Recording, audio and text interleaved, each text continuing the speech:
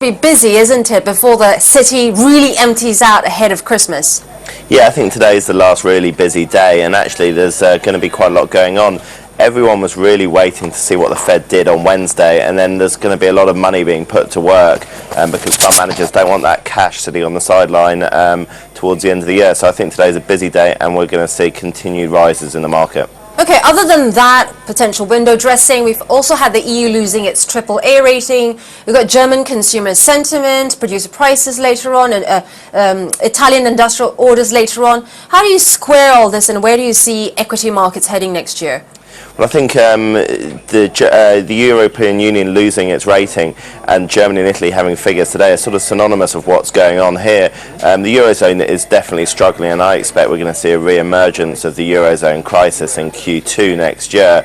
And it's really sort of emphasised by the fact that Germany is doing fantastically well and Italy and the peripheries are struggling. So I think that's going to reinforce that view today. I think equity markets are going to rally now the Fed have got their decision out of the way. But then, give us your year-end calls for next year then. So I think we're looking at 7,500 in the FTSE, maybe 10,500 in the DAX, and on a really good market we might see 2,000 in the S&P coming up to the year end. But I think we're going to see falls in the middle of the year as the European crisis emerges. Okay, we've got China money rates at a 6-month high as well. Does this concern you?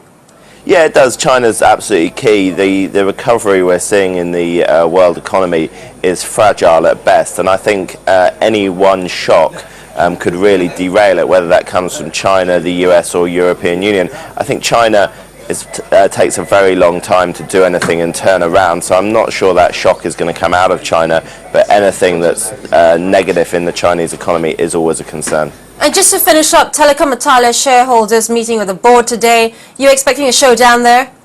Yeah, absolutely. I mean, the Italian company politics is almost as bad as the actual politics of the country. It's going to be a saga. It really needs to resolve itself. I think a board change would probably be good, and then it can move on, and it would offer some value if it could get its corporate governance issues sorted.